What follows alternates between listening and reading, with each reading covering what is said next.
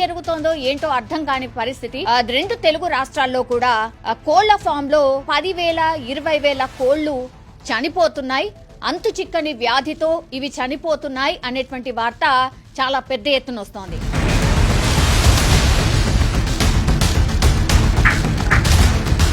అందులో భాగంగానే chicken lovers అసలు ఏం జరిగింది ఏంటి అనేది తెలుసుకునే ప్రయత్నం కూడా చేస్తూ ఉన్నారు.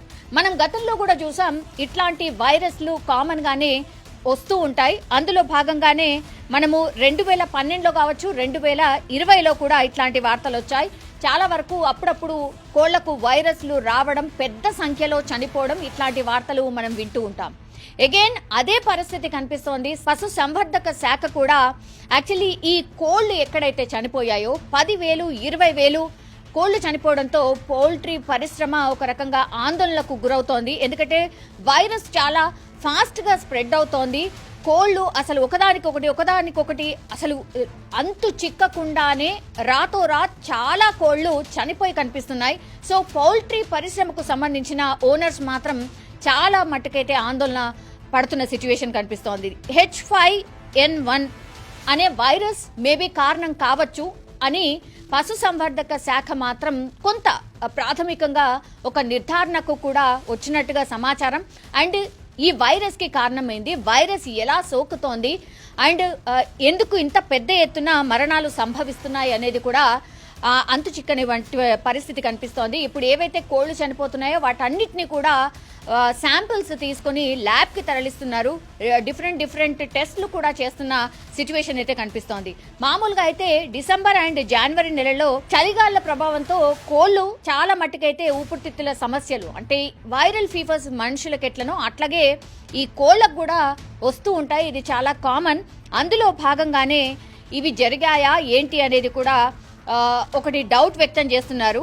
అండ్ వైరస్ లక్షణాలు ఏవైతే ఉన్నాయో ఇప్పుడు పూర్తిగా ఈ వైరస్ ఇప్పుడు ఈ కోళ్లకు ఏదైతే సోకిందో చాలా భిన్నంగా కనిపిస్తున్నాయి. అంటే ఈ డిసెంబర్ కావచ్చు, జనవరిలో ఏదైతే చలికాలంలో ఊపిరితిత్తులకు సంబంధించి కొంత వైరస్ సోకుతుంది, అది వెరీ కామన్. కానీ ఇప్పుడు ఈ కోళ్లు చనిపోవడానికి రీజన్ అంతు చిక్కడం లేదు.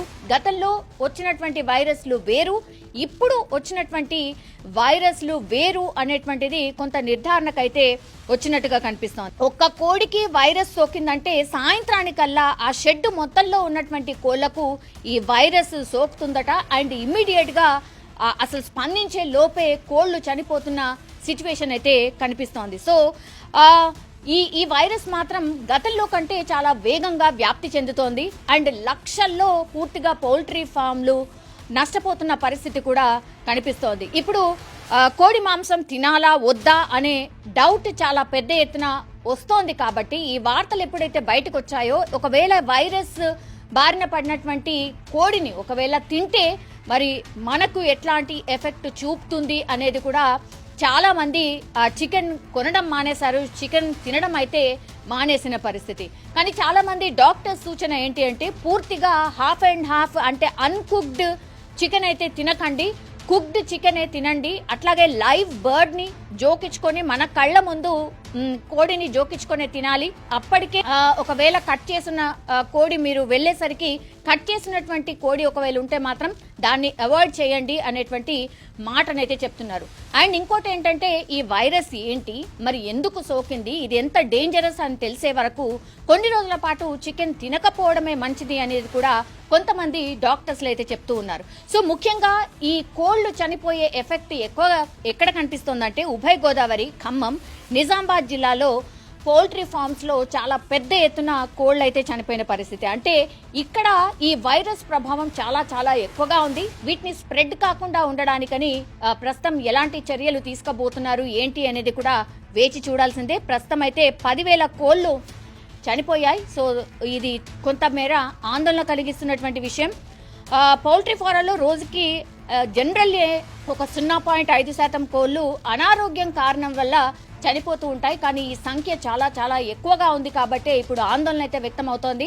దీనికి సంబంధించి టెస్టులు చేసి మరి ఇది ఎలాంటి వైరస్, దీనికి మరి నివారణ ఏంటి అనేది కనుక్కునే పనిలో ప్రస్తుతం అయితే పశు సంవర్ధక శాఖ నిమగ్నమై ఉంది. కానీ H5N1 అనే వైరస్ సోకి ఉంటుంది. ఇది ఎంత మేరకు ప్రభావం చూపిస్తోంది, ఒకవేళ తిన్న వాళ్లకు ఏం జరుగుతుంది ఏంటి అనేది కూడా పూర్తి ఇన్ఫర్మేషన్ ఇంకా రావాల్సి అయితే ఉంది.